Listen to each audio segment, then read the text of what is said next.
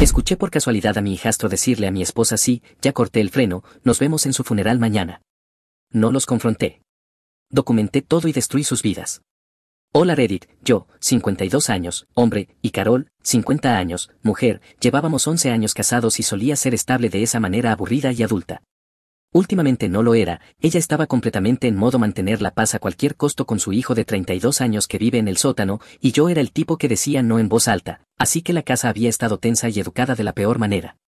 Un día, mientras sostenía la bolsa caliente de pollo frito del supermercado, lo escuché. Sí, ya corté la línea del freno, nos vemos en su funeral mañana.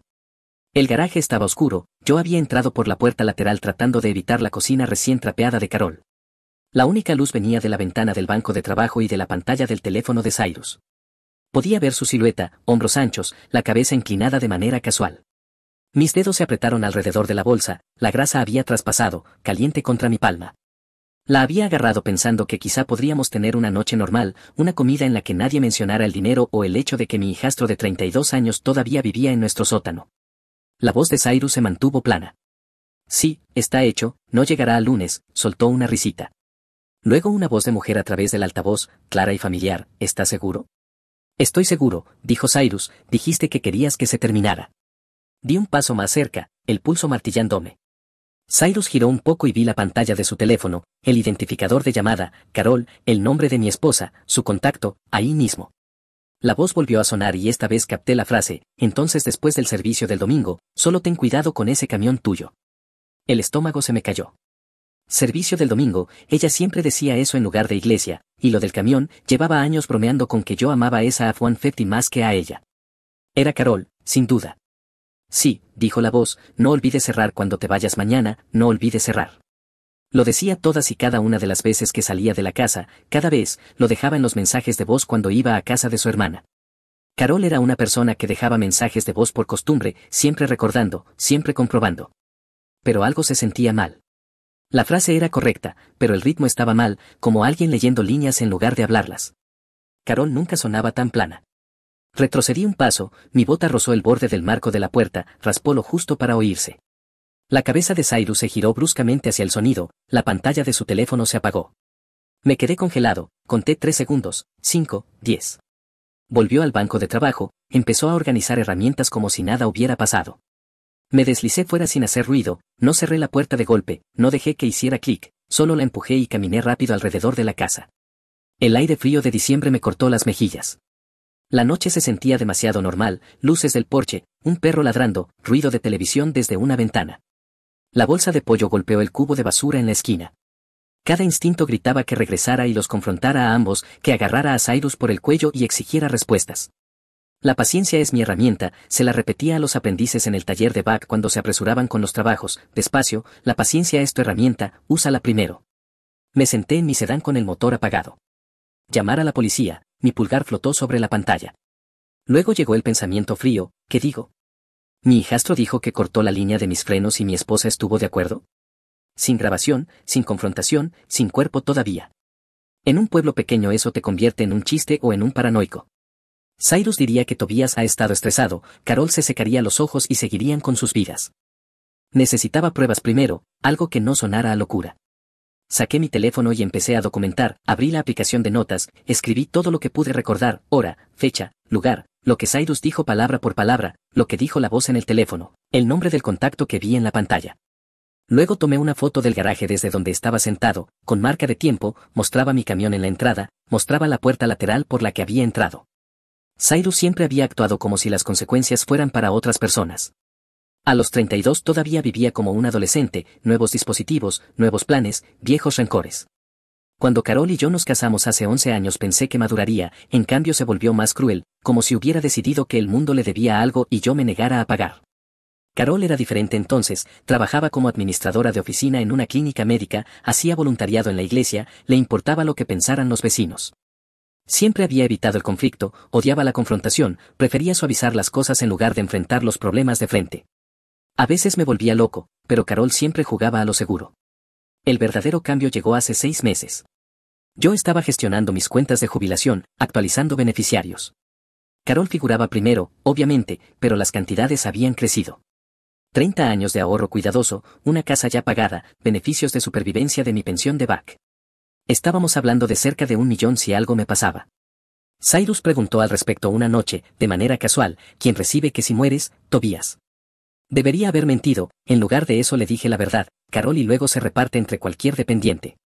Sonrió despacio, así que soy un dependiente. Eres un adulto, dije, viviendo en mi sótano. Su cara cambió como si lo hubiera abofeteado. Unas semanas después me pidió que firmara como aval un préstamo, 38.000 para consolidar deudas. Miré el papeleo, intereses como de tiburón, comisiones ocultas que me habrían hecho pagar casi 60.000 para el tercer año. Había trabajado con números toda mi vida, presupuestos de BAC, costos de materiales, horas de mano de obra. ¿Aprendiste a detectar cálculos malos rápido? Le dije que no. Siempre piensas que eres mejor que yo. Creo que soy mayor, dije, y he aprendido lo que hace la deuda. Se quedó callado y luego empezó a trabajar sobre Carol, plantando semillas. Tobías no confía en mí, Tobías cree que no valgo nada, Tobías quiere que me vaya. Ella empezó a mirarme de manera diferente después de eso, como si tal vez Cyrus tuviera razón. Carol siempre se había sentido culpable por la infancia de Cyrus. Owen se fue cuando Cyrus tenía 6 años, ella se culpó a sí misma, compensó en exceso, no podía decirle que no incluso cuando debía hacerlo. Por esa época Cyrus empezó a pasar más tiempo con Owen otra vez. Su padre le había enseñado trabajo mecánico cuando era más joven y de repente Cyrus estaba en el garaje de Owen todos los fines de semana aprendiendo herramientas, decía que estaban creando un vínculo. Carol pensó que era algo sano, yo pensé que era una coincidencia conveniente. Una vez pasé conduciendo por el lugar de Owen y los vi a ambos debajo de un coche en elevadores. Trabajo de frenos, dijo Owen cuando pregunté, enseñándole lo básico. Y Cyrus empezó a ponerse raro con su teléfono, empezó a grabarlo todo, cenas familiares, conversaciones casuales, los mensajes de voz de Carol. Dijo que estaba haciendo un documental sobre familias ensambladas. Nadie lo cuestionó. Me quedé sentado en mi coche otros 20 minutos pensando en cada opción y luego tomé mi decisión. No podía conducir el camión, eso era obvio, pero tampoco podía simplemente abandonarlo en la casa. Si algo le pasaba mientras yo no estaba cerca, si Cyrus tenía dudas y trataba de arreglarlo, la evidencia desaparecería. Abrí la aplicación de asistencia en carretera y llamé para pedir una grúa. La operadora sonaba medio dormida. ¿Cuál es la ubicación de recogida? La entrada delantera, mi voz salió firme. Ford F-150 plateado, necesito que lo remolquen esta noche. ¿Es conducible? No, problema de frenos. ¿Algún riesgo de seguridad? Sí. ¿Qué tan pronto? Lo antes posible, por favor. Me pidió mi número de membresía, se lo di, me puso en espera y cuando volvió su tono había cambiado. Señor, podemos tener un camión allí en 40 minutos. ¿Es una emergencia? Es urgente. Luego llamé a mi abogada, alguien con quien había trabajado en una disputa de propiedad años atrás. Contestó al segundo timbrazo. Más vale que esto sea bueno, es casi medianoche. Necesito consejo ahora mismo. ¿Dónde estás? En mi coche, afuera de mi casa. Acabo de escuchar a mi hijastro admitir que cortó la línea de mis frenos, dijo que quiere que esté muerto, y creo que mi esposa estaba en la llamada aceptándolo. Silencio. Luego su voz se agudizó. ¿Tocaste el camión? No, lo estoy mandando a remolcar ahora mismo. Necesito saber qué hacer. Bien, no lo toques. ¿A dónde lo estás llevando? Le di la dirección de un depósito de almacenamiento a largo plazo fuera de la carretera principal, seguridad las 24 horas, cámaras por todas partes, unidades con control de clima, pero también almacenamiento exterior para vehículos con malla metálica y candados. Perfecto, dijo, paga un mes por adelantado, estaciónalo y ciérralo con llave. No dejes que nadie se acerque hasta que lo inspeccionemos con un mecánico independiente, no alguien que conozcas, no alguien que Cyrus conozca, alguien que yo recomiende. ¿Y la policía? Los llamaremos después de que tengamos la evidencia documentada. Ahora mismo es tu palabra contra la de él. Necesitas que un profesional inspeccione y fotografíe la línea de frenos antes de que alguien pueda afirmar que la manipulaste o que fue desgaste normal. ¿Y si intentan otra cosa? Entonces no vuelvas a casa esta noche, alójate en un motel en algún lugar donde no te busquen, paga en efectivo si puedes, y Tobías, no le digas a nadie dónde vas, ni a Carol, ni a amigos, a nadie. Unos faros iluminaron la calle, la grúa ya está aquí, dije. Bien, llámame cuando esté asegurado. El conductor era un hombre corpulento con gorro, miró el camión, la casa, luego a mí, golpeó mi ventana. ¿Tú eres el que llamó? Sí. ¿Qué le pasa? Problema de frenos, lo llevo a almacenamiento a esta hora. Es importante. Se encogió de hombros. ¿A dónde vamos? Le di la dirección. Silbó. Es un viaje largo. Pagaré extra. ¿Cuánto estamos hablando? 200 en efectivo, la mitad ahora, la mitad cuando lleguemos. Lo pensó y luego asintió. Trato hecho. Le entregué 100, los guardó y se puso a trabajar. El cabrestante traqueteó, el cable metálico sonaba como cadenas arrastrándose. Vi cómo mi F-150 subía a la plataforma. Ese camión me había acompañado durante 3 décadas de trabajo, herramientas en la caja, viajes por piezas, llamadas de emergencia en medio de la noche. El conductor volvió con el papeleo. Firma aquí. Mi mano temblaba, la forcé a mantenerse firme. Me miró. ¿Estás bien, amigo? Miré mi casa, luz cálida detrás de las cortinas corridas, mi esposa dentro, probablemente en el sofá como si nada estuviera mal. Estoy bien, solo cansado. Asintió y subió a la cabina. Cuando la plataforma se alejó tomé otra foto, con marca de tiempo, mostraba el camión siendo remolcado, mostraba mi casa al fondo. Mi teléfono vibró. Carol, ¿dónde estás? Luego Cyrus. ¿Moviste el camión? No respondí. En su lugar abrí de nuevo mi aplicación de notas y añadí los mensajes, marcas de tiempo, palabras exactas, todo. Seguía la grúa hasta el depósito de almacenamiento. Era uno de esos lugares que alquilan unidades a acumuladores y a personas en medio de divorcios, cercas de malla metálica, cámaras de seguridad en cada esquina, un encargado aburrido en una caseta viendo Netflix. Pagué por el almacenamiento exterior del vehículo, espacio 47, esquina trasera bajo una luz. Les di mi identificación, firmé el contrato, recibí la llave del candado. El conductor descargó mi camión y lo estacioné en el lugar. Tomé más fotos, desde todos los ángulos, la posición, el candado, la cerca. La cámara encima, luego lo cerré con llave y me alejé. El conductor me dejó en una gasolinera a 2 millas de distancia. Desde allí llamé a un Uber y fui a un motel junto a la autopista, me registré con un nombre falso, pagué en efectivo, habitación 217, segundo piso, con vista al estacionamiento para poder ver quién entraba y salía. Volví a llamar a mi abogada. Está asegurado, bien, estoy llamando a un mecánico de confianza a primera hora de la mañana, ex inspector de vehículos de la Policía Estatal, trabaja en casos de fraude de seguros. Si esa línea de freno fue cortada, lo documentará correctamente. ¿Qué hago hasta entonces? Quédate en el motel, no contactes a Carol ni a Cyrus, no responda sus llamadas. Si aparecen, llama a la policía de inmediato y, Tobías, escribe todo lo que recuerdes de esta noche, cada detalle, la hora, lo que se dijo, lo que viste, lo necesitaremos para el informe policial. Ya lo estoy haciendo, bien. Trata de dormir si puedes, esto va a empeorar antes de mejorar. Colgó. Me senté en la cama y abrí mi portátil, empecé a escribir cada detalle, la conversación, la pantalla del teléfono, el nombre del contacto, los patrones de voz de Carol, las cosas que se sintieron mal, la cronología del comportamiento de Cyrus durante los últimos 6 meses. 3 páginas a espacio sencillo cuando terminé. Mi abogada llamó a las 7 de la mañana, el mecánico va en camino, ex inspector de vehículos de la Policía Estatal, 30 años de experiencia, se reunirá contigo en el depósito a las 9. Allí estaré. Conduje mi sedán hasta el lugar.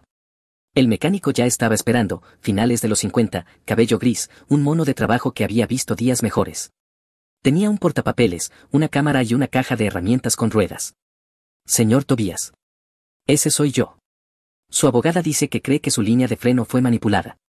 Sé que lo fue, escuché a la persona que lo hizo admitirlo. Su expresión se mantuvo neutral. Echemos un vistazo. Caminamos hasta el espacio 47. Abrí la reja. Primero rodeó el camión, tomó fotos del exterior, los neumáticos, la posición, todo. Luego abrió el capó. Yo me mantuve atrás observándolo trabajar. No se apresuró, sacó una linterna, se acostó sobre una camilla y se deslizó debajo.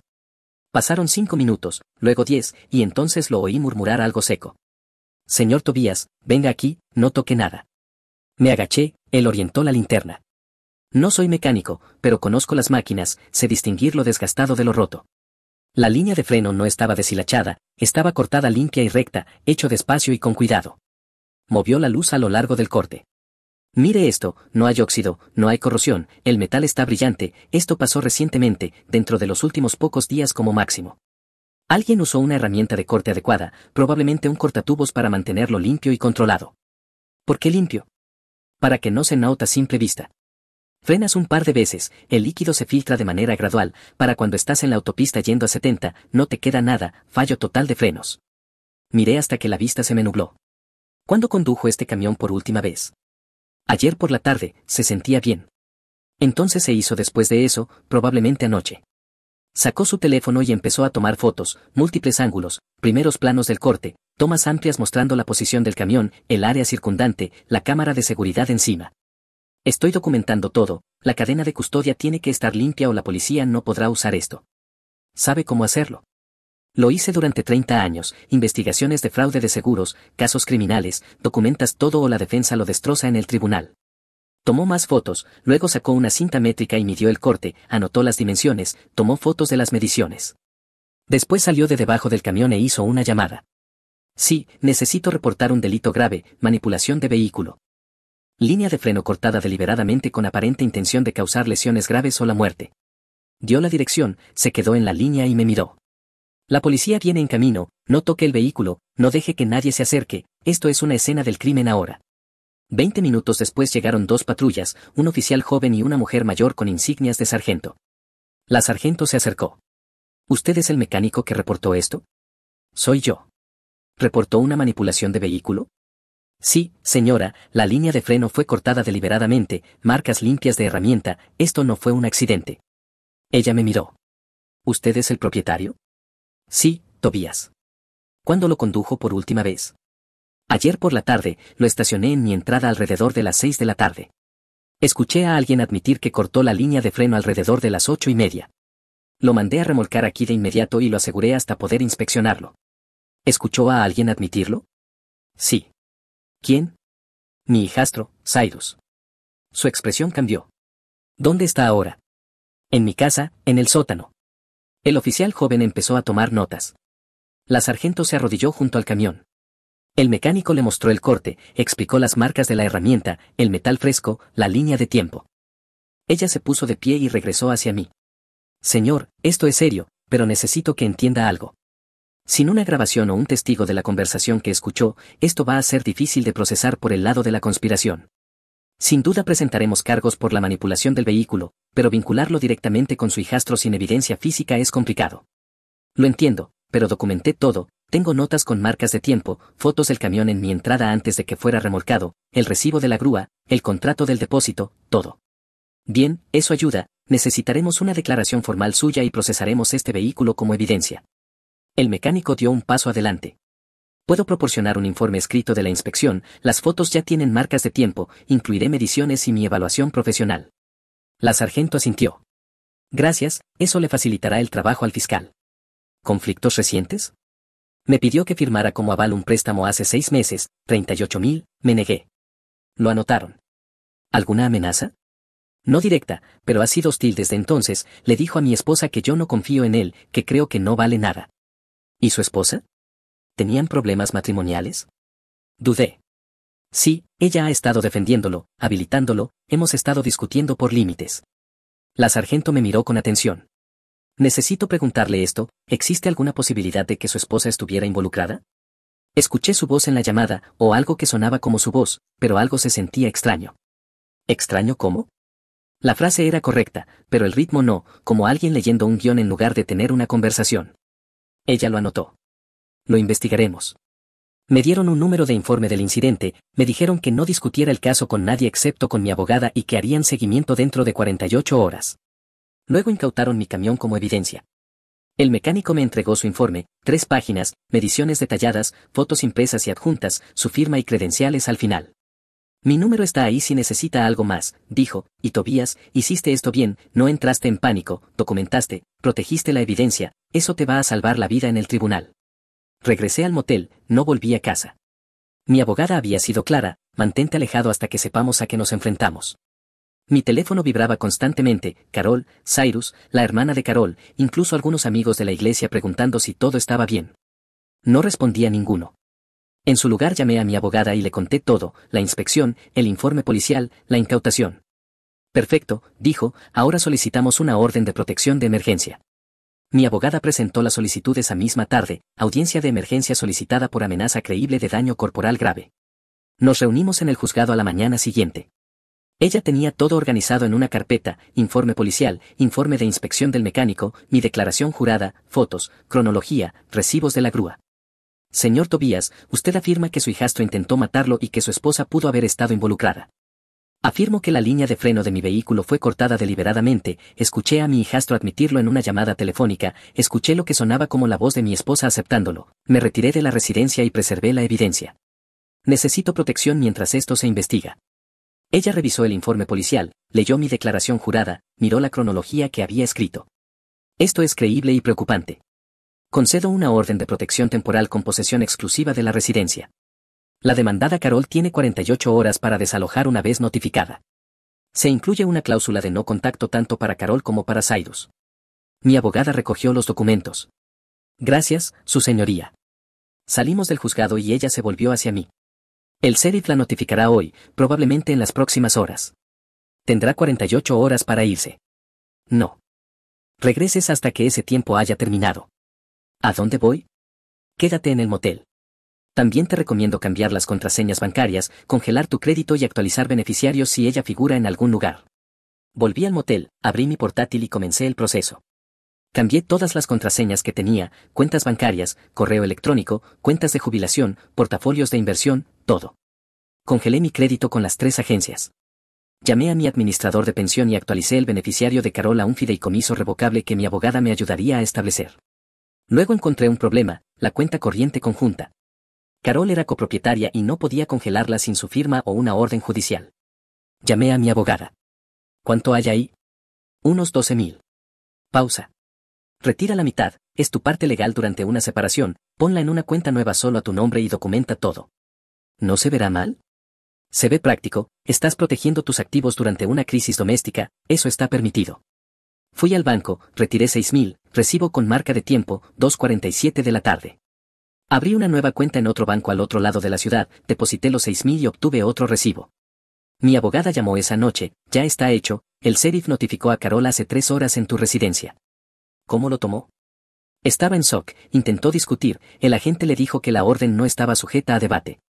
Tiene hasta el viernes a las 5 de la tarde para desalojar. ¿Dónde está Cyrus? Aún en el sótano según sabemos. La orden lo cubre él también, ambos tienen que irse. ¿Puedo volver el viernes después de las 5 de la tarde? Sí, te recomiendo tener un cerrajero listo. Llegó el viernes. Conduje a mi casa a las 5:30 con un cerrajero siguiéndome. El coche de Carol ya no estaba, varias cajas estaban en el porche, había empacado lo que pudo cargar, ropa, fotos, algunos artículos de cocina. El coche de Cyrus también se había ido. La casa se sentía vacía y equivocada, como un museo de la vida de otra persona. El cerrajero trabajó rápido, nuevas cerraduras en ambas puertas, nueva cerradura del garaje, nuevas cerraduras en las ventanas, 3 copias de cada llave, una para mí, una para mi coche, una escondida en una caja magnética afuera. Pedí cámaras de seguridad en línea, una cámara de timbre, 2 cámaras exteriores con detección de movimiento, visión nocturna y transmisión directa a mi teléfono. Llegaron 2 días después y las instalé yo mismo, una apuntando a la entrada, una a la puerta trasera y una cubriendo el garaje. Luego me senté en mi sala y esperé. Carol apareció esa noche en el coche de su hermana, bajó y caminó hacia la puerta principal, probó su llave, no funcionó, golpeó, tocó el timbre. Yo observaba desde mi teléfono, desde arriba. Sacó su teléfono y me llamó, no contesté. Me escribió, Tobías, ¿por qué no funciona la llave? Tenemos que hablar. Reenvié el mensaje a mi abogada, quien me devolvió una plantilla de respuesta desde el número de su oficina conforme a la orden de protección, toda comunicación debe pasar por el asesor legal, contacte a su abogado. Carol lo leyó, vi su rostro cambiar en la cámara, sorpresa, enojo, dolor. Miró hacia arriba, encontró la cámara y la miró fijamente. Luego volvió al coche y se fue. Me senté en la casa oscura y no sentí nada. 2 semanas después llamó un detective. Señor Tobías, soy un detective de la oficina del sheriff del condado, estoy dando seguimiento a su informe del incidente, ¿tiene unos minutos? Sí. He estado revisando la evidencia, el corte de la línea de freno es definitivamente deliberado, sin ninguna duda.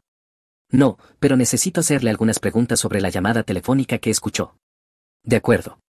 Usted dijo que escuchó la voz de su esposa aceptando el plan, pero también dijo que algo se sentía raro. ¿Puede explicarlo? Le expliqué todo, las frases que Carol usaba, la entonación plana, el ritmo que no coincidía con la forma normal de hablar de Carol. Interesante, dijo el detective. Hemos estado revisando los registros del teléfono de Cyrus, ha estado grabando mucho audio y video durante el último año, cenas familiares, llamadas telefónicas, los mensajes de voz de su esposa, dice que era para un proyecto documental. Sentí que el estómago se me hundía. ¿Ha estado grabando a Carol? De manera extensa, horas de material. Lo estamos revisando ahora con un especialista forense en audio. ¿Hay algo más? Esa llamada que usted escuchó, no podemos encontrar ningún registro de ella en los registros de la compañía telefónica. ¿Qué significa eso? Significa que en realidad no estaba en una llamada, estaba reproduciendo algo, quizá un archivo de audio guardado en su teléfono. Me dejé caer sentado. Me tendió una trampa. Lo estamos investigando, pero aquí es donde se complica. Ejecutamos una orden de registro en la habitación de Cyrus y encontramos algunas cosas interesantes. Un teléfono desechable comprado 3 días antes del incidente. Estaba guardado en sus contactos como Carol con un emoji de corazón. Jesús. El detective continuó. Estamos haciendo análisis forense de su teléfono ahora. Si fabricó ese audio, lo encontraremos, pero necesito ser honesto con usted, esto va a llevar tiempo. El análisis de audio, incluso acelerado, toma varias semanas como mínimo, el laboratorio está saturado. ¿Y Carol?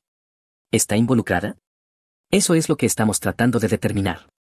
En este momento la evidencia apunta más a que Cyrus manipuló la situación, pero no podemos descartar nada. ¿Qué hago yo? Permanezca donde está, siga documentando todo, no contacte a ninguno de ellos, lo mantendremos informado. Colgó. Llamé a mi abogada y le conté todo. Esto es bueno, dijo, significa que lo están tomando en serio. Si Cyrus fabricó audio para inculpar a Carol, eso es otro delito grave, obstrucción, evidencia falsa. Esto sigue acumulándose. ¿Pero cuánto tiempo? Podrían ser meses, pero Tobías, estás a salvo, estás fuera de esa casa, no pueden tocarte, deja que el sistema funcione. 6 semanas después el detective llamó de nuevo.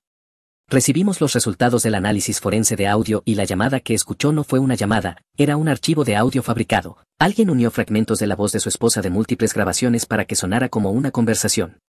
Cerré los ojos. ¿Cuántos fragmentos? 15 fuentes diferentes. Después del servicio del domingo venía de un video que Cyrus grabó en la cena de Pascua hace 2 años. No olvide cerrar venía de uno de los mensajes de voz de Carol. Unieron 15 grabaciones distintas para crear una conversación falsa. Mis manos empezaron a temblar. Entonces Carol no estuvo involucrada. Con base en la evidencia, no. Ella no tenía conocimiento del plan. Cyrus fabricó su participación. Para hacerle creer que ella quería que usted muriera. ¿Por qué? Todavía estamos armando eso, pero encontramos algo más. Owen, el padre de Cyrus, había estado investigando pólizas de seguro de vida sobre usted. Encontramos historial del navegador y capturas de pantalla de los detalles de su póliza que Cyrus le había enviado por mensaje. Sabían exactamente lo que estaba en juego. ¿Owen? Sí. Y hay más. También revisamos los registros telefónicos de Owen.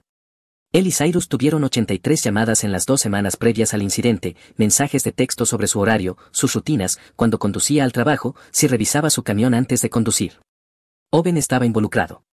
Eso creemos. Encontramos un recibo de una gasolinera en el coche de Cyrus, el mismo lugar donde se compró el teléfono desechable, la misma fecha.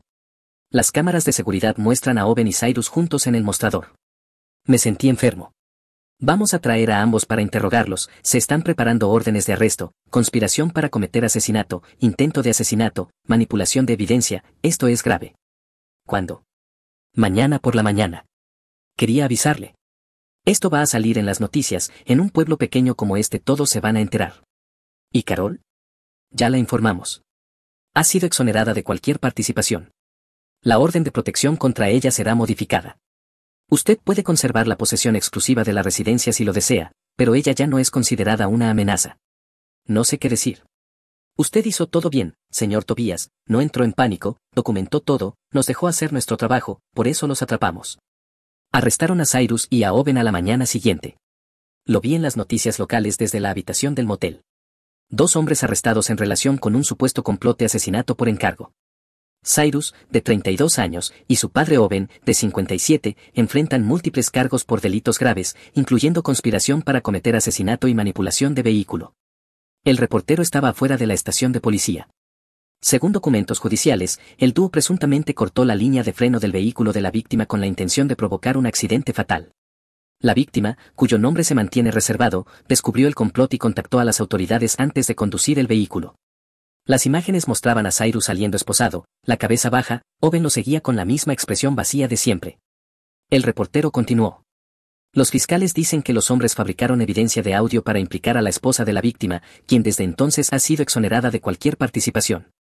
Si son condenados, ambos enfrentan una pena de prisión significativa. Luego llamó Carol. Me quedé mirando su nombre en la pantalla durante mucho tiempo y finalmente contesté. Tobías, su voz estaba rota, pequeña. Vi las noticias, dijo, están diciendo que Cyrus intentó matarte, que Owen lo ayudó, que falsificaron mi voz para hacerte creer que yo estaba involucrada. No respondí. Tobías, te juro que no sabía nada, jamás haría eso, tienes que creerme, la policía te exoneró, lo sé, pero necesito que lo escuches de mí, no quería que murieras, te amaba, todavía te amo. Miré la pared del motel. Yo lo habilité, continuó Carol, durante años.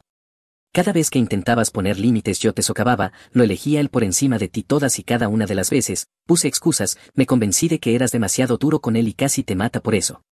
Estaba llorando ahora, sollozos completos. Lo siento tanto, Tobías. Colgué y me quedé sentado en silencio. Lo terrible de la traición es que no importa si fue intencional. El daño es el mismo. Carol no cortó la línea de freno, no planeó mi asesinato, no falsificó su propia voz, pero creó las condiciones que lo hicieron posible. Cada límite que socavó, cada excusa que puso para Cyrus, cada vez que eligió la paz en lugar de la verdad, construyó el entorno en el que un hombre de 32 años pensó que podía matar a su padrastro y salirse con la suya. Eso recae sobre ella. La audiencia preliminar llegó 2 semanas después. Mi abogada me convenció de asistir. La sala era pequeña. Cyrus estaba sentado con su defensor público, traje limpio, rostro inexpresivo. Owen se sentaba 2 filas detrás con su propio abogado. Ambos habían salido bajo fianza, el hermano de Owen pagó la suya, Cyrus consiguió un fiador. Carol estaba sentada al otro lado, sola. Cuando nuestras miradas se cruzaron, la suya estaba llena de preguntas. Aparté la vista. El fiscal presentó todo, el informe policial, la inspección del mecánico, el análisis forense de audio, los registros telefónicos que mostraban las llamadas entre Owen y Cyrus, los mensajes de texto sobre mi horario, las imágenes de la gasolinera que los mostraban juntos comprando el teléfono desechable. Luego testificó un investigador privado que mi abogada había contratado. Explicó que Owen y Cyrus habían investigado extensamente mis pólizas de seguro y mis cuentas de jubilación. Detalló la deuda de Cyrus y la cronología del aumento de contacto entre ellos después de que me negué a firmar el préstamo. ¿Cuál era el pago potencial total si el señor Tobías hubiera muerto, entre las cuentas de jubilación, el valor de la vivienda, el seguro de vida y los beneficios de supervivencia? Aproximadamente 1.100.000. ¿Y quién habría recibido ese dinero? Inicialmente Carol como viuda, pero dada su relación cercana con Cyrus y su situación financiera, es razonable suponer que él esperaba beneficiarse de manera significativa. El abogado defensor objetó, especulación, sostenido, pero el daño ya estaba hecho.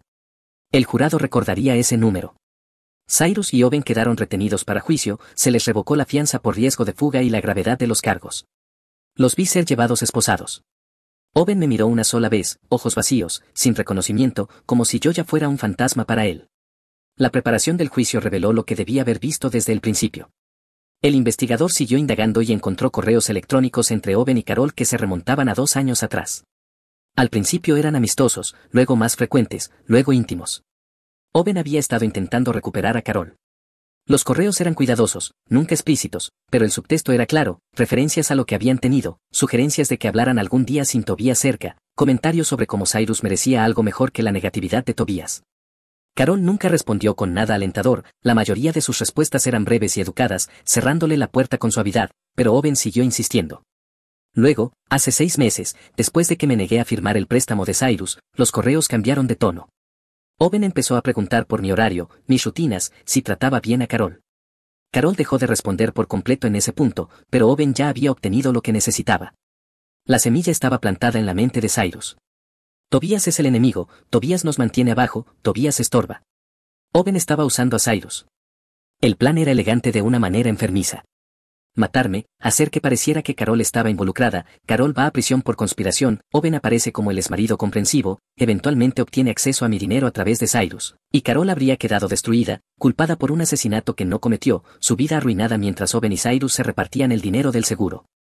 El investigador lo expuso todo en un informe de 50 páginas. El audio falsificado no era solo para engañarte, dijo, era para incriminar a Carol. Querían que la confrontaras. Quizá que la lastimaras en un arrebato de ira, y entonces los dos estarían en prisión y el dinero limpio y libre. Pero no la confronté. Por eso estaban desesperados. No seguiste el guión, documentaste todo, te mantuviste calmado, dejaste que el sistema funcionara. No pudieron adaptarse. El juicio llegó 9 meses después. La fiscalía presentó todo, la línea de freno cortada, el audio falsificado, Los registros telefónicos, las imágenes de la gasolinera, los correos de Owen a Carol, la investigación sobre mis finanzas, el motivo económico. El abogado de Owen intentó argumentar que solo era un padre preocupado ayudando a su hijo a reconectar con su madre. El fiscal destruyó eso en el contrainterrogatorio. Si solo facilitaba una relación, ¿por qué compró un teléfono desechable con su hijo 3 días antes de que se cortara la línea de freno? Sin respuesta. Si solo estaba preocupado por el bienestar de Cyrus, ¿por qué enviaba mensajes con preguntas detalladas sobre el horario de conducción del señor Tobias? Sin respuesta. Si sus intenciones eran inocentes, ¿por qué ayudó a fabricar evidencia de audio para incriminar a su exesposa? Sin respuesta. El jurado regresó en 6 horas. Culpables en todos los cargos para ambos acusados. Cyrus recibió 12 años, elegible para libertad condicional después de 8. Owen recibió 10 años, elegible después de 7. El juez fue severo durante la sentencia. No solo intentaron asesinar al señor Tobias, intentaron destruir la vida de una mujer inocente.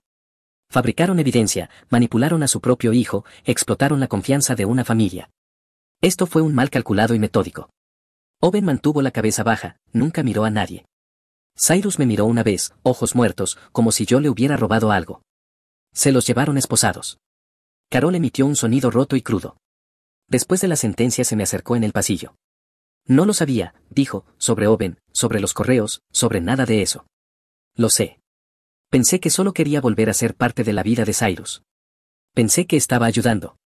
Lo sé. Me miró con ojos desesperados. ¿Podemos hablar, por favor, solo una vez? Lo pensé, de verdad lo consideré, luego negué con la cabeza.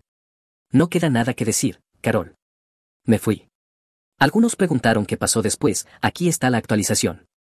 Actualización, 8 meses después de la sentencia, vendí la casa, compré un lugar pequeño cerca del río, de un solo piso, sin sótano, solo paz. Mi abogada obtuvo una sentencia civil de $400,000 contra Owen y Cyrus por daños civiles, angustia emocional, intento de muerte ilícita, honorarios legales y daños punitivos. Nunca la pagarán, pero lo seguirá para siempre, en cada verificación de antecedentes, cada informe de crédito, cada solicitud de empleo hasta que mueran. Empecé a ver a alguien hace 3 meses, Hadley, trabaja en la ferretería de la calle principal. Cenamos en el restaurante, hablamos de cosas normales. Ella sabe sobre el juicio, pero no presiona. Es fácil, cómodo, sin historia. Luego, la semana pasada, apareció Carol. Se veía más pequeña, más vieja, con canas. Tobias, ¿podemos hablar? Nos sentamos en los escalones del porche. He estado en terapia 2 veces por semana, dijo, tratando de entender cómo cría a alguien capaz de eso. Corté contacto con ambos. Cyrus escribe desde prisión, devuelvo las cartas. Owen intenta llamar, lo bloqueé. Su voz se quebró. Te elegí a Cyrus por encima de ti todos los días durante 11 años. Socavé cada límite que pusiste y casi mueres por eso. Lo siento. ¿Hay alguna posibilidad para nosotros? Y aquí es donde estoy atrapado. Parte de mí dice que no. Ella tuvo 11 años para elegirme primero, 11 años eligiendo mal. $1 millón de dinero de jubilación y una línea de freno cortada después, ahora quiere otra oportunidad. Hadley no tiene ese equipaje. Cuando digo que necesito espacio, me lo da, sin culpa, sin drama, solo respeto. Pero 11 años son 11 años. Tuvimos años buenos antes de que Cyrus lo envenenara todo. Carol no cortó la línea de freno, no planeó mi asesinato, ella también fue manipulada, está en terapia, cortó con ambos, lo está intentando. Y Hadley es genial, pero solo han pasado 3 meses. Ni siquiera sé si va a algo serio. Le dije a Carol que necesitaba tiempo para pensar. Asintió y se fue. Después llamé a Hadley y le conté lo que pasó. Ella dijo, tómate todo el tiempo que necesites, no me voy a ningún lado. ¿Ves? Ese es el tipo de mujer que hace esta decisión más difícil. Así que Reddit, pregunto, le doy otra oportunidad a Carol, la mujer que permitió al tipo que intentó matarme, aunque no lo supiera, o sigo con Hadley, que solo lleva 3 meses, pero nunca me ha hecho dudar de si me respalda. Tengo 52 años, quizá me queden 20 buenos. Sigo haciendo cuentas y no logro encontrar la respuesta correcta. ¿Qué harías tú? Si disfrutaste este video, por favor presiona el botón de suscribirte, realmente ayuda al canal y nos permite traerte más y mejores historias. Gracias. Mi madrastra me demandó por mi herencia alegando que mi papá no estaba en pleno uso de sus facultades mentales. Yo presenté una contrademanda con grabaciones de ella abusándolo verbalmente. El juez no solo desestimó su caso, sino que activó una investigación por abuso a un adulto mayor. Ella perdió su licencia de enfermería y su libertad. Así que mi madrastra intentó robar mi herencia afirmando que mi papá tenía demencia. Resultó que no sabía que yo tenía meses de grabaciones de audio de ella abusándolo verbalmente. El juez no solo desechó su demanda, sino que ella terminó perdiendo su licencia de enfermería y enfrentando cargos por delitos graves. Déjame contarte cómo pasó todo esto. Tengo 28 años y mi papá falleció hace 6 meses por cáncer de páncreas. Fue algo brutal de presenciar. Pasó del diagnóstico al funeral en apenas 8 meses. Pero esta historia en realidad comienza mucho antes de eso, cuando mi papá se enfermó por primera vez y su esposa Linda mostró su verdadera cara. Un breve contexto, mi papá se casó con Linda cuando yo tenía 19 años. Mi mamá murió cuando yo tenía 16 en un accidente automovilístico y, siendo honesto, no me entusiasmó cuando papá empezó a salir con alguien otra vez 2 años después. Pero yo me iba a la universidad y pensé que él merecía ser feliz. Linda parecía lo suficientemente agradable al principio. Era enfermera en el hospital, parecía atenta y bien arreglada. Salieron alrededor de 1 año antes de casarse. La boda fue pequeña, nada exagerado. Le di una oportunidad porque mi papá volvía a sonreír. Durante los primeros años las cosas estuvieron realmente bien. Linda era educada conmigo cuando volvía a casa desde la universidad, aunque nunca fuimos cercanos. Tenía esa forma de ser amable sin ser realmente cálida, ¿sabes a qué me refiero? Como si estuviera interpretando el papel de madrastra sin sentirlo de verdad, pero daba igual. Ella hacía feliz a mi papá y eso era suficiente para mí. Me gradué, conseguí un trabajo como coordinador de logística para una empresa de envíos y me mudé a 2 horas de distancia. Visitaba a mi papá cada par de meses, hablábamos por teléfono todas las semanas, cosas normales. Luego, hace 3 años, a mi papá le diagnosticaron cáncer de páncreas en etapa 3. Los médicos eran cautelosamente optimistas. Era grave, pero tratable. Papá tenía 61 años, todavía relativamente joven y por lo demás saludable. Comenzó quimioterapia y radiación casi de inmediato. Fue entonces cuando empecé a visitarlo todos los fines de semana, quedándome desde el viernes por la noche hasta el domingo por la tarde. Quería estar allí para él y ayudar en lo que pudiera. Y fue entonces cuando empecé a notar cosas sobre Linda. Al principio eran detalles pequeños. Entraba a la cocina y la sorprendía poniendo los ojos en blanco cuando papá pedía agua o suspiraba muy fuerte cuando necesitaba ayuda para levantarse del sofá. Papá estaba lidiando con la quimioterapia, estaba agotado, con náuseas, débil. La decencia humana básica sería ayudar a tu esposo enfermo sin hacerlo sentir como una carga, pero Linda actuaba como si su cáncer fuera una enorme molestia para su vida personal. Se quejaba con sus amigas por teléfono de que no podía ir a yoga porque tenía que cuidar a mi papá, así llamaba a hacerse cargo de su esposo que tenía cáncer. La escuché decir eso varias veces y cada vez me hervía la sangre. Papá nunca decía nada al respecto. Siempre fue del tipo que busca mantener la paz, ya sabes, no le gustaba el conflicto. Además, creo que el cáncer y la quimioterapia le quitaban tanta energía que no le quedaba fuerza para lidiar con problemas matrimoniales además de todo lo demás. Intenté hablar con Linda un fin de semana, le pregunté si todo estaba bien, si necesitaba ayuda con algo. Me dio una sonrisa falsa y dijo que todo estaba bien, que solo estaba cansada del trabajo. Ella seguía trabajando a tiempo completo en el hospital durante todo eso. Me ofrecía ayudar más, quizá contratar a una enfermera que viniera durante el día, pero ella insistió en que lo tenía todo bajo control. El problema es que Linda era enfermera titulada. Había trabajado en oncología durante 15 años. Sabía exactamente qué necesitaban los pacientes con cáncer, cómo era el tratamiento, qué tipo de cuidados requería mi papá, lo que hacía su comportamiento aún más retorcido porque ella lo sabía mejor que nadie. A medida que pasaban los meses y el tratamiento de papá continuaba, la actitud de Linda empeoró, mucho peor. Empezó a decirle cosas que no eran solo impacientes, eran crueles. Hablo de cosas como decirle que estaba exagerando cuando tenía dolor, o que necesitaba endurecerse porque otros pacientes estaban peor. Un domingo por la mañana yo estaba en la habitación de invitados preparándome para regresar a casa cuando los escuché en el dormitorio de al lado. Papá le pedía a Linda que lo ayudara a ir al baño porque estaba mareado por los medicamentos y la escuché decirle, ni siquiera lo intentas, solo quieres que te atienda de pies a cabeza.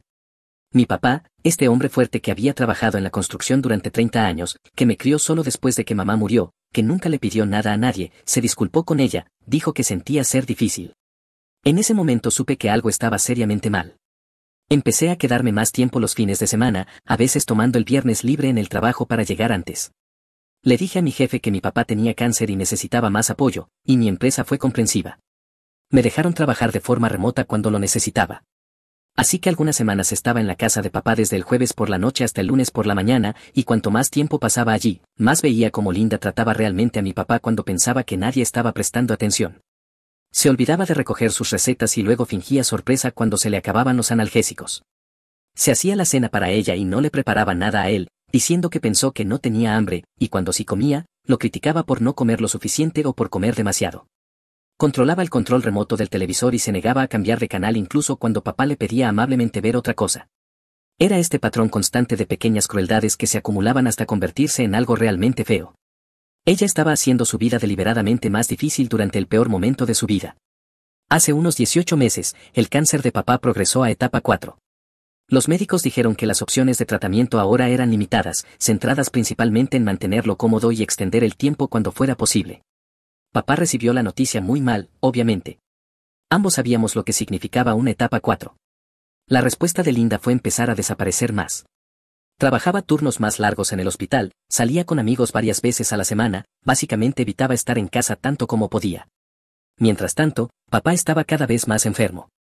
Necesitaba más ayuda con cosas básicas, vestirse, cocinar, manejar sus medicamentos. Fue entonces cuando tomé la decisión de volver a casa. Hablé con mi empresa sobre pasar a trabajo totalmente remoto y dijeron que sí.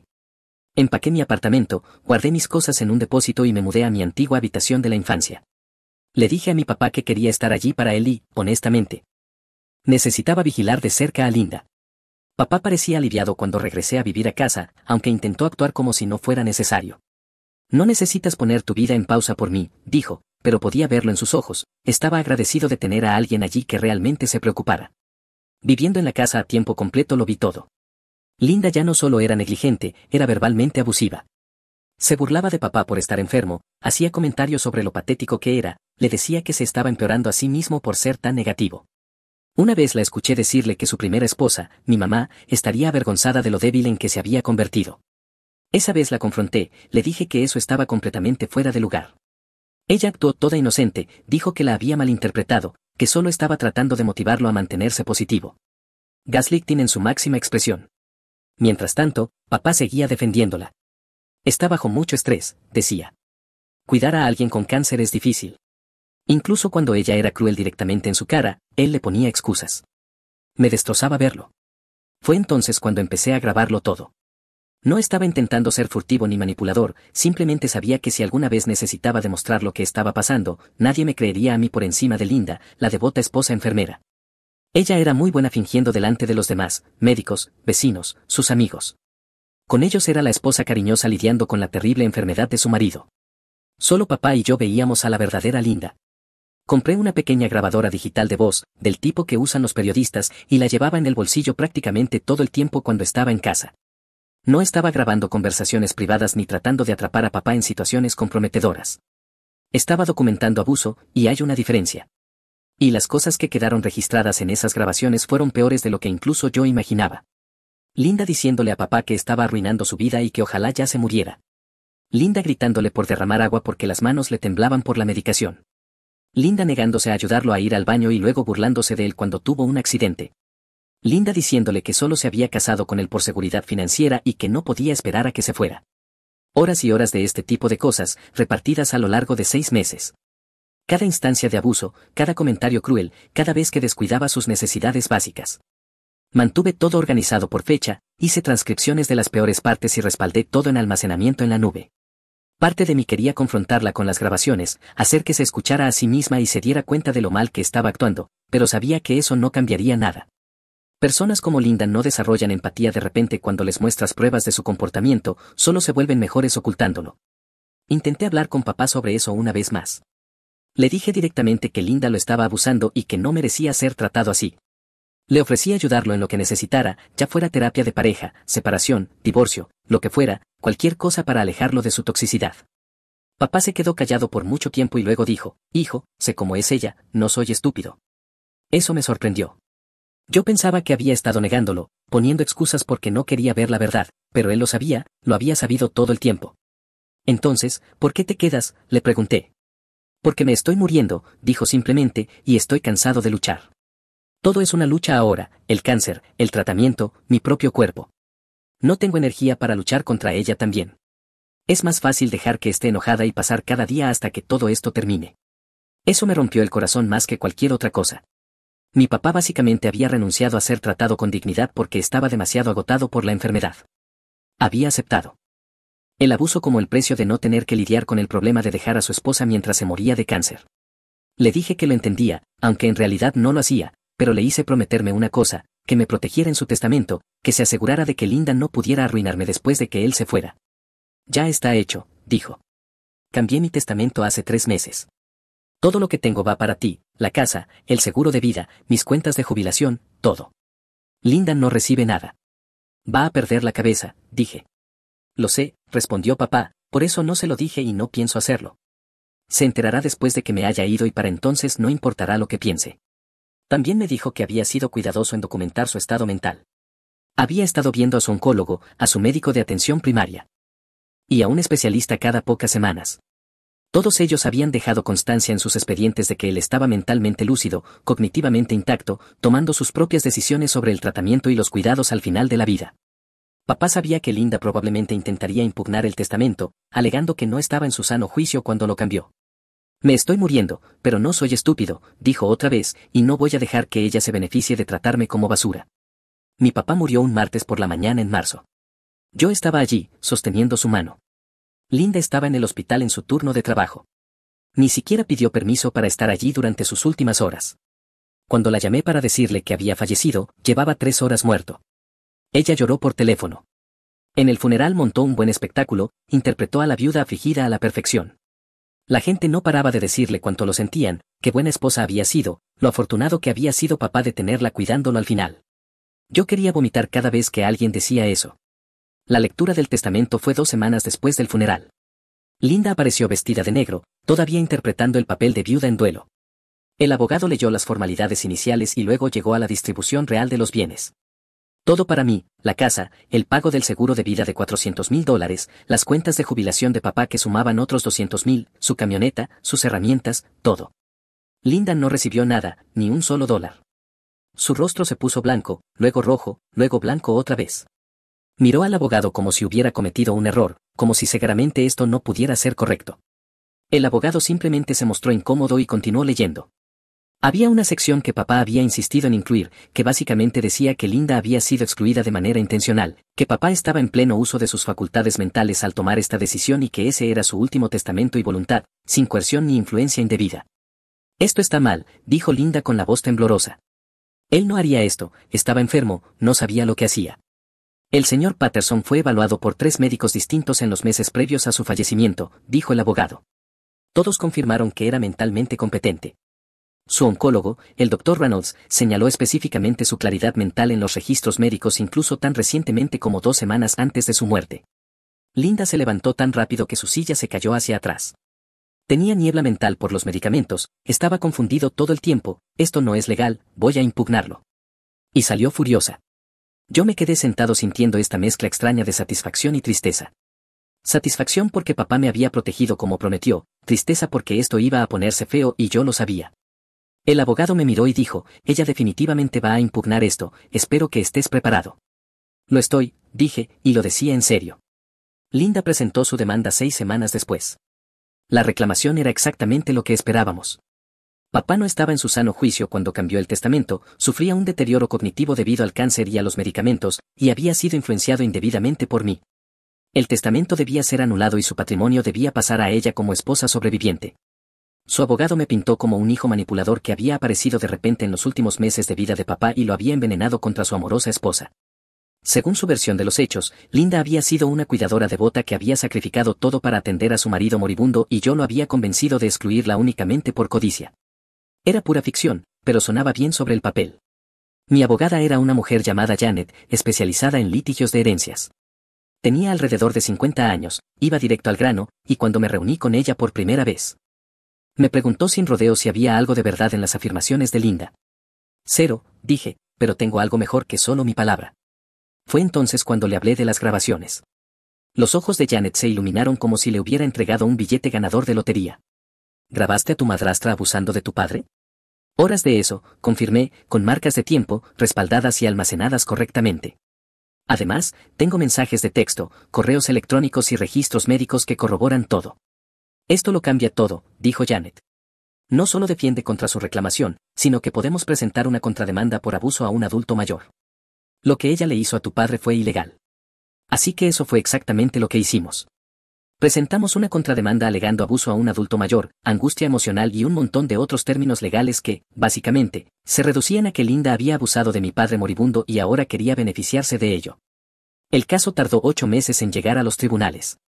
Durante ese tiempo, Linda siguió con el acto de viuda en duelo en las redes sociales. Publicaba fotos antiguas de ella y papá aparentando felicidad, escribía textos largos sobre cuánto lo extrañaba y lo injusto que era que su hijastro estuviera tratando de quitarle todo.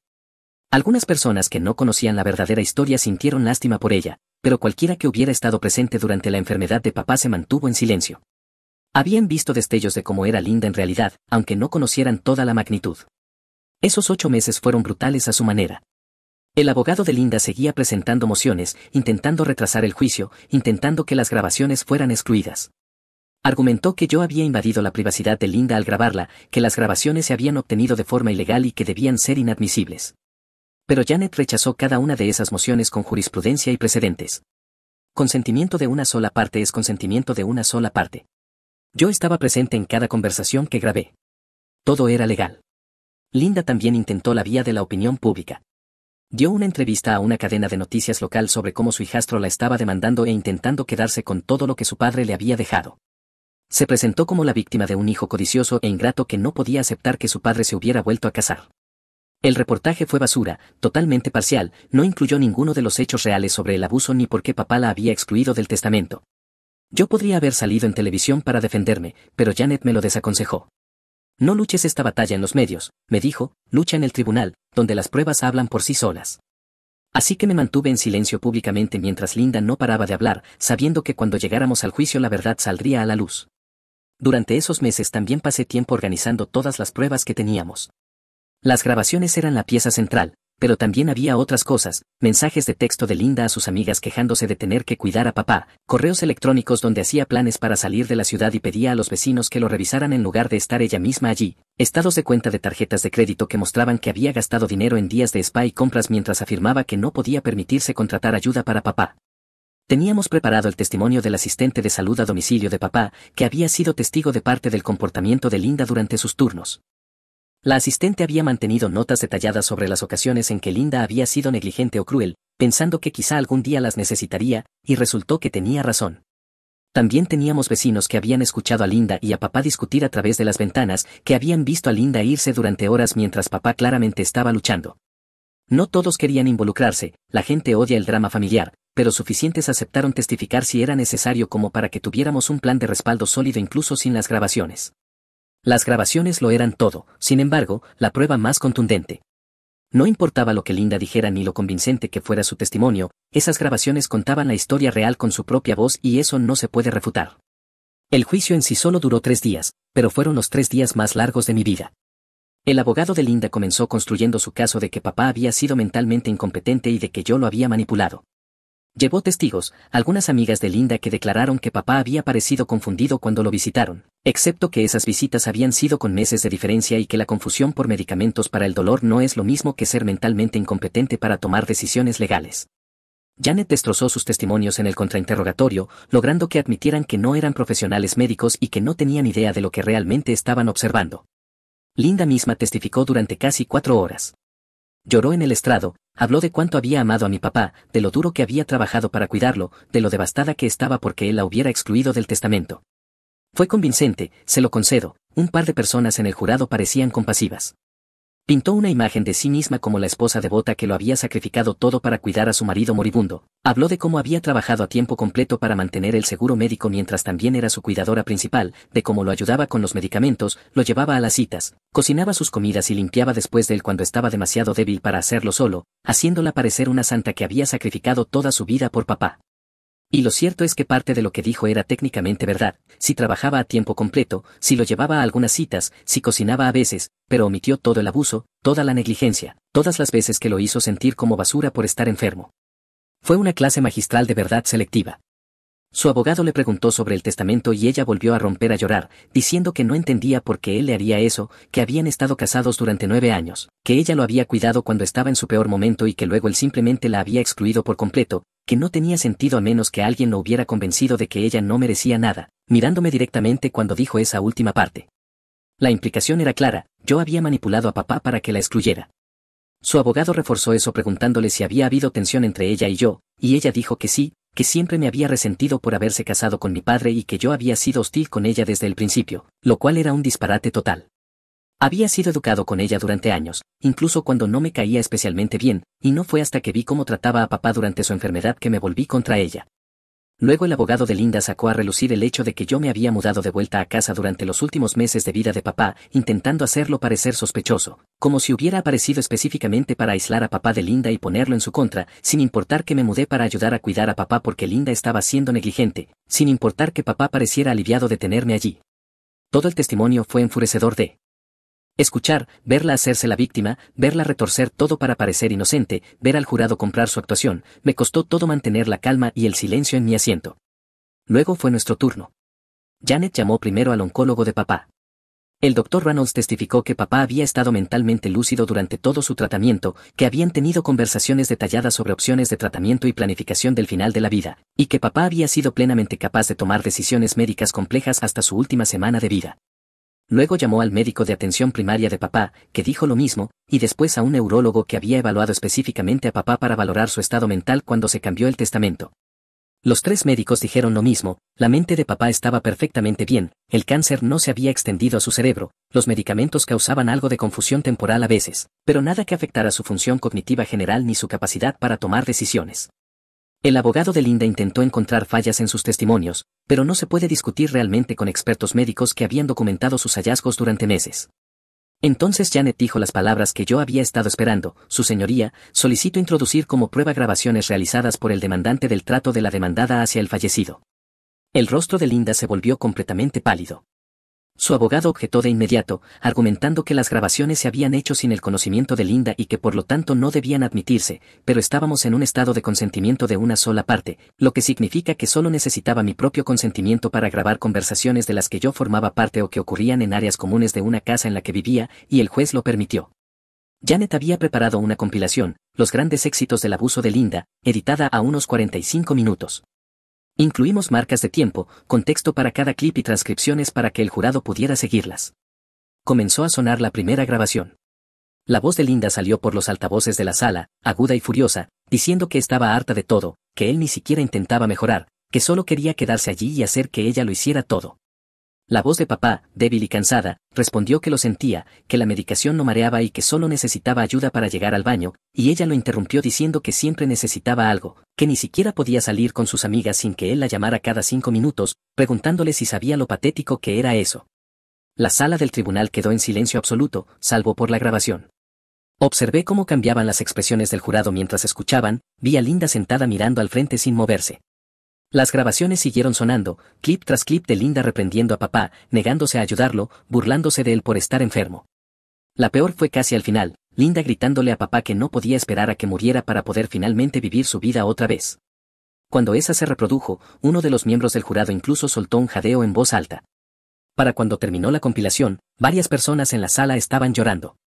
Linda seguía sentada completamente inmóvil, con el rostro totalmente inexpresivo, y su abogado parecía querer desaparecer bajo el suelo. Pero Janet no había terminado. Me llamó al estrado. Testifiqué sobre lo que había sido ver a Linda abusar de mi padre, sobre cómo intenté que él la dejara pero estaba demasiado enfermo y demasiado cansado para seguir luchando, sobre cómo papá había cambiado su testamento específicamente porque no quería que Linda se beneficiara de tratarlo de forma horrible.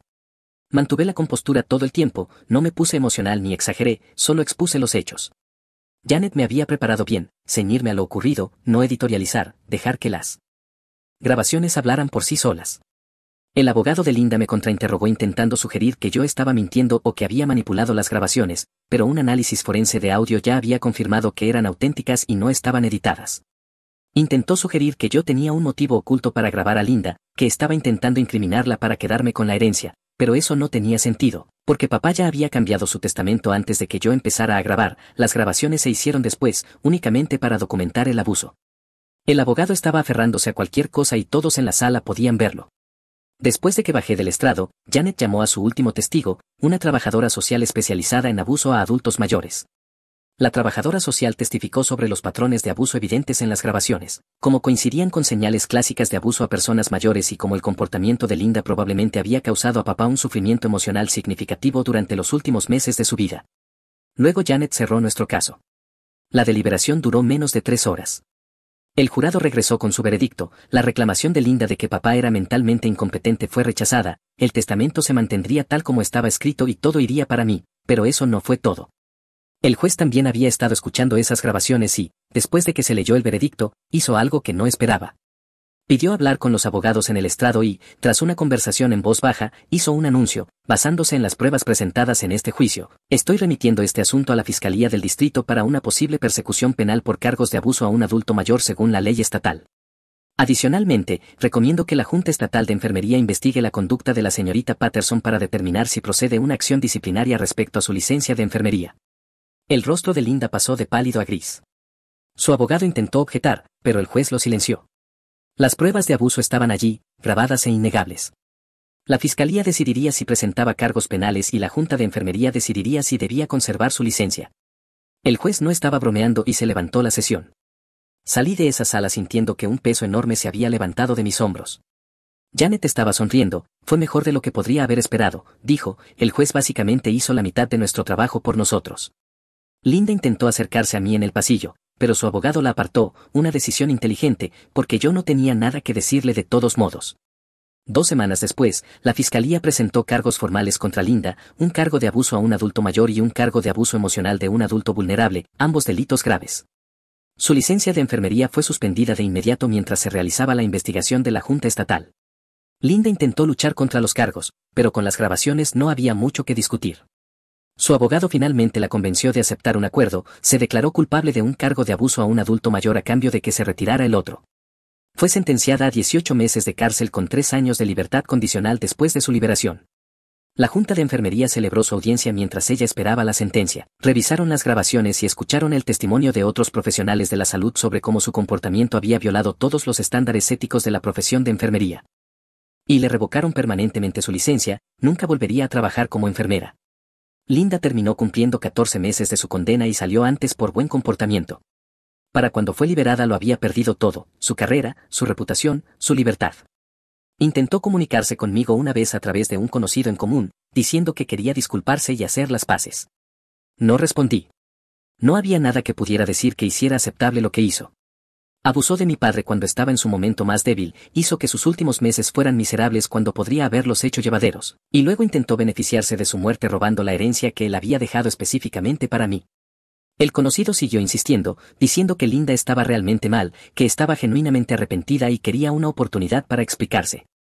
Finalmente acepté reunirme con ella, no porque pensara que cambiaría algo, sino porque quería que esa persona dejara de molestarme. Nos encontramos en una cafetería. Linda se veía mal, mayor, cansada, derrotada.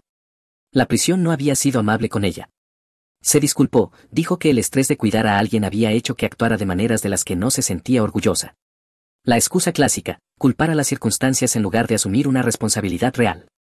Cuando terminó, le pregunté si había venido con la esperanza de que yo le diera parte del dinero de la herencia. La forma en que cambió su expresión me lo dijo todo. Absolutamente sí. Toda la disculpa solo había sido un preludio para pedir dinero. Empezó a hablar de vivir en un apartamento tipo estudio, de trabajar por el salario mínimo y apenas poder pagar el alquiler. Le dije la verdad, tuviste 9 años para ser amable con mi padre y elegiste ser cruel, cada cosa mala que te pasó es resultado directo de las decisiones que tomaste, no te debo nada. Luego me fui y no he sabido nada más de ella desde entonces. En cuanto a la herencia, usé una parte para pagar mis préstamos estudiantiles y comprar una casa, invertí la mayor parte del resto y me quedé con la camioneta de papá porque me recordaba a él. Doné sus herramientas a un programa de escuela técnica que ayuda a jóvenes a aprender habilidades de construcción, a papá le habría gustado eso. La casa que compré es perfecta para mí, 3 habitaciones, un patio decente, un vecindario tranquilo, lo suficientemente cerca para visitar la tumba de papá, pero lo bastante lejos como para sentir que es un nuevo comienzo. Empecé un huerto como el que papá siempre tenía, tomates, pimientos, pepinos, hierbas. Algo de ensuciarme las manos y cultivar comida se sentía como honrar su memoria. El dinero del seguro de vida, $400,000, me dio seguridad financiera por primera vez en mi vida. Después de impuestos y gastos, invertí la mayor parte para la jubilación. Fue surrealista pasar de vivir de sueldo en sueldo a poder respirar, a tomar decisiones basadas en lo que quería y no solo en lo que podía pagar. La casa en la que crecí la vendí, no soportaba estar allí después de todo lo que pasó, demasiados malos recuerdos de ver a Linda maltratar a papá. Usé el dinero de esa venta para crear un fondo de becas en mi antigua escuela secundaria para chicos que habían perdido a uno de sus padres, lo nombré en honor a mi papá. Pienso mucho en él y deseo que las cosas hubieran sido diferentes, que hubiera dejado a Linda cuando comenzó el abuso, que hubiera pasado sus últimos meses en un lugar tranquilo en lugar de en un matrimonio tóxico, pero tomó sus decisiones y las respeto, al menos tuvo la última palabra asegurándose de que Linda no se beneficiara de tratarlo como basura. A veces la gente me pregunta si me siento mal por lo que le pasó a Linda, por ir a la cárcel, perder su carrera, todo eso. La respuesta es no, ni un poco. Ella también tomó sus decisiones. Eligió abusar de un hombre moribundo, eligió presentar una demanda para intentar robar su dinero. Podría haber sido amable, podría haber sido decente, eligió no serlo, y las decisiones tienen consecuencias. Toda la experiencia me enseñó algo importante, a veces las personas que se supone que más deben amarte son las que más te hieren. Mi padre merecía algo mejor que Linda, merecía a alguien que le tomara la mano y lo hiciera sentir seguro al final, no a alguien que lo hiciera sentir como una carga. Al menos yo estuve allí para él, al menos supo que lo amaba, al menos pudo asegurarse de que Linda no ganara, y honestamente eso hoy es suficiente. Estos días estoy bien, el trabajo va bien, tengo un buen lugar para vivir y finalmente estoy en paz con todo lo que pasó. Visito la tumba de papá cada par de meses, le cuento qué pasa en mi vida, a veces le llevo un café de su lugar favorito y lo dejo sobre la lápida como si estuviéramos pasando el rato juntos. Me gusta pensar que estaría orgulloso de cómo terminó todo, no de la parte de Linda yendo a la cárcel, papá no era vengativo, sino de la parte en la que lo defendí, en la que me aseguré de que se respetaran sus últimos deseos, en la que no dejé que alguien se aprovechara de su memoria, sí, creo que de eso estaría orgulloso. Linda ya está fuera de la cárcel, vive en algún lugar al otro lado del estado, según lo último que supe trabaja en comercio minorista, que es prácticamente el único trabajo que puede conseguir con una condena por delito grave y sin licencia de enfermería. Yo estoy bien, tengo mi casa, la camioneta de papá en el garaje, una vida decente sin drama familiar constante. La herencia me dio un nuevo comienzo y lo aproveché. Aproximadamente un mes después de que Linda salió de prisión, apareció en mi casa, simplemente se presentó en mi puerta un sábado por la mañana como si fuera algo normal. Abrí la puerta y allí estaba, viéndose mal pero con esa expresión falsa de arrepentimiento en el rostro. Necesitamos hablar, dijo. No, no lo necesitamos, respondí y empecé a cerrar la puerta. Ella puso el pie en la entrada. Por favor, solo 5 minutos, cometí un error al ir contra ti legalmente, estaba de duelo y no pensaba con claridad, pero seguimos siendo familia y creo que si pudiéramos, mueve el pie o llamo a la policía, le dije. Lo quitó, pero siguió hablando mientras yo cerraba la puerta. Estoy luchando, lo perdí todo, tú lo conseguiste todo, ¿no crees que tu padre habría querido que me ayudaras? Abrí la puerta solo lo suficiente para mirarla a los ojos y le dije, papá no te dejó nada a propósito, esa fue su decisión, no la mía, y presentarte en mi casa después de intentar robar mi herencia y acusarme falsamente en un tribunal es acoso, vete. Intentó una última jugada diciendo que tenía a un abogado revisando si las grabaciones habían sido legales, que el consentimiento de una sola parte tenía excepciones. Buena suerte con eso, le dije, tu último abogado ya intentó ese argumento y perdió, ahora sal de mi propiedad. Cerré la puerta. Se quedó allí otro minuto antes de irse finalmente. Observé por la ventana para asegurarme de que realmente se marchara y luego llamé a mi abogada, Janet, para documentar el incidente. Me dijo que solicitara una orden de alejamiento si Linda volvía a aparecer, afortunadamente no lo ha hecho. 2 meses después recibí una llamada del antiguo oncólogo de papá, el Dr. Reynolds. Resulta que Linda había contactado al hospital afirmando que había errores en los registros médicos de papá sobre su estado mental. Estaba intentando que los médicos cambiaran la documentación de forma retroactiva para que pareciera que papá había estado más confundido de lo que originalmente se había registrado.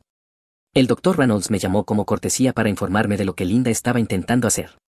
He documentado su solicitud y la he reportado a la administración del hospital, me dijo, esto es un intento de fraude de registros médicos, pensé que debía saber que sigue intentando luchar contra esto. ¿Puede tener éxito?, pregunté. Ni remotamente, respondió, los registros médicos son documentos legales, no podemos ni vamos a falsificarlos, pero demuestra que aún no ha aceptado la realidad. El hospital terminó prohibiendo la entrada de Linda por intentar manipular registros, agregando otra mancha negra a su reputación ya destruida. Aproximadamente 6 meses después del juicio me contactó una mujer llamada Rebecca, que había sido compañera de trabajo de Linda en el hospital. Había seguido el juicio en las noticias y quería reunirse conmigo, dijo que tenía información que quizá me interesaría saber. Nos encontramos en un restaurante y Rebecca me contó que Linda había recibido múltiples amonestaciones en el trabajo por ser brusca con los pacientes, especialmente con los ancianos. Nada lo suficientemente grave como para perder la licencia en ese momento, pero sí suficiente como para que la gerencia la vigilara de cerca. Después del juicio y de que salieran las grabaciones, 3 antiguos pacientes presentaron quejas sobre el trato de Linda durante sus estancias en el hospital. Siempre supe que algo no estaba bien con ella, dijo Rebecca, la forma en que hablaba de los pacientes cuando no estaban presentes, como si fueran cargas y no personas, pero nunca pensé que sería así de horrible en casa con su propio marido. El hospital realizó una investigación interna después de que le revocaran la licencia, y resultó que había más quejas de las que Rebecca siquiera conocía, que se remontaban a años atrás. Linda había ido sobreviviendo con advertencias, sin cruzar del todo la línea para perder su trabajo, hasta que el juicio expuso quién era realmente. Quería que supieras que tu padre no fue el único, dijo Rebecca, ella tenía un patrón, tú simplemente fuiste quien la atrapó e hizo algo al respecto. Esa información en realidad me ayudó, saber que no era algo personal, que Linda simplemente era una mala persona que trataba mal a todos, hizo más fácil aceptar lo que había pasado. La casa en la que crecí tardó 8 meses en venderse, el mercado inmobiliario estaba lento y el hecho de que alguien hubiera muerto allí no ayudaba. La vendí por debajo del valor de mercado solo para terminar con eso. Usé el dinero para crear un fondo de becas para jóvenes que habían perdido a un padre, $2,000 al año para estudiantes de último año de secundaria locales, el fondo lleva el nombre de mi papá. Linda intentó aparecer en una de las ceremonias de entrega de becas, la vi al fondo del auditorio justo antes de que empezara, hice que seguridad la retirara antes de que comenzara el acto. Se fue sin armar escándalo, pero la mirada que me lanzó era de puro odio. Esa fue la última vez que la vi en persona. Hace aproximadamente un año escuché que se había mudado fuera del estado, probablemente no podía soportar vivir donde todos sabían lo que había hecho. También supe que intentó escribir un libro sobre su supuesta condena injusta y lo ofreció a editoriales, pero nadie quiso publicarlo. Resulta que cuando tu caso incluye pruebas grabadas de que abusaste de un paciente anciano con cáncer, las editoriales no te ven como alguien digno de simpatía. Hoy en día casi no pienso en Linda, a menos que algo me recuerde el juicio. Estoy demasiado ocupado viviendo mi vida. He estado saliendo con alguien desde hace unos 6 meses, todavía no le he contado toda la historia, pero lo haré eventualmente. Visito la tumba de papá cada pocos meses, le llevo un café, quito las malas hierbas y le cuento sobre mi vida. El dinero de la herencia está invertido y creciendo, para cuando me jubile debería valer una cantidad considerable. El mes pasado recibí una carta de la fiscalía, la libertad condicional de Linda termina el próximo año y querían saber si tenía preocupaciones sobre que ella se pusiera en contacto conmigo. Les conté sobre su aparición en mi casa y el intento de fraude con los registros médicos, lo anotaron en su expediente. No creo que vuelva a molestarme, probó todos los caminos y ninguno funcionó.